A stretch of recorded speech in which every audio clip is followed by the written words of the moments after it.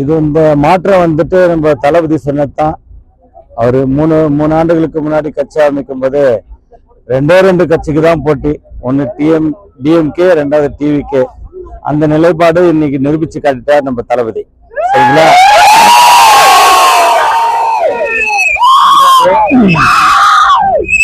இந்த வெற்றி வந்து தளபதி மக்களுக்கு என்ன வாக்குறுதி கொடுத்திருக்காங்கன்னா, ஊழல் இல்லாத நல்லாட்சி கொடுப்பேன்னு தளபதி சொல்லியிருக்காங்க.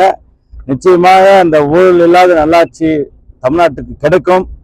மக்கள் அப்படிதான் வாக்களிச்சிருக்காங்க. தமிழ்நாடு முழுக்க இன்னைக்கு பாருங்க, திராவிட கட்சி இல்லாத அளவுக்கு போயிடுச்சு. ஒரு அலையா தமிழகம் முழுவதும் தாவைக்க கோட்டையா மாறி இருக்கு. இது முழு வெற்றியும் தளபதியோட வெற்றி தான். காஞ்சிபுரம் தொகுதி வந்து தளபதியோட கோட்டை. காஞ்சிபுரம் மாவட்டத்திலே 3 தொகுதியும் 3 சட்டமன்றமும் இன்னைக்கு தாவைக்கா சட்டமன்றம் தான்.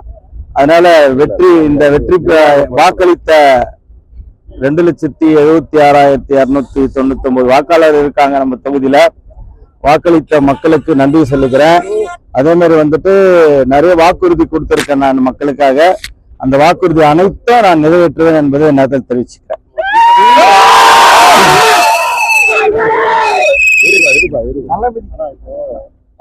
திமுக, அதிமுக உள்ளிட்ட கட்சிகள் வந்து அதிகப்படியான கூட்டணிகள் பெற்று வந்தும் பெரும்பான்மை வந்து அவர்களால் பெற முடியல.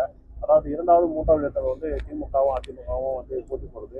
தமிழக வெற்றிடம் தொடர்ச்சியாக தற்போது முன்னிலை ஏற்பட்ட முறை இந்த வரவேற்பை நீங்க தமிழகத்தை எப்படி பாக்குறீங்க? இது இளைஞர்களோட எழுச்சி ஒண்ணு. 2வது வந்துட்டு நீங்க வயசான ஆயா கூட பேட்டி எடுத்தீங்கன்னா வந்து தளபதி பேர் தான் சொல்றாங்க. மாற்ற வேண்டும். ஏன்னா பாருங்க, இந்த 5 ஆண்டு காலத்துல 5 லட்சம் கோடி கடன் வாங்கியிருக்காங்க திமுக அரசு. என்ன பண்ணாங்க?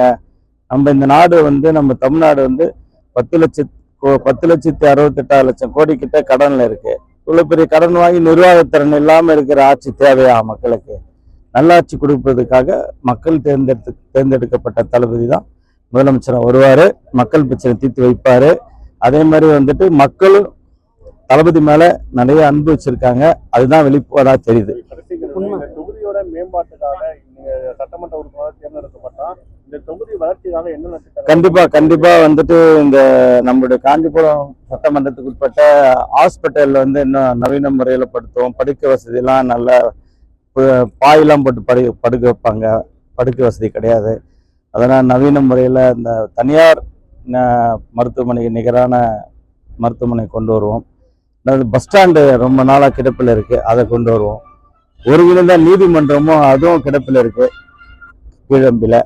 ஸோ எதெல்லாம் வந்து பெண்டிங் இருக்குதோ அதெல்லாம் முதல்ல தூசி தட்டி காஞ்சிபுரம் மக்களுக்கு பலன் அளிக்கக்கூடிய. ஆமா, அதே மாதிரி குடிநீர் வந்து பிள்ளையார்பாளையம் பகுதிக்கு வந்து பாலாற்று குடிநீர் கொண்டு வரணும்னு சொல்லியிருக்கேன். அண்ணா பாலாற்று கூட்டு குடிநீர் திட்டம்ன்ற பெயர்ல காஞ்சிபுரம் மாநகருக்கு பாலாற்று தண்ணி கொண்டு வருது என்னுடைய லட்சியமா. இந்த தொகுதிக்கு ஒரு வேண்டுகோள் வைக்கிறேன்.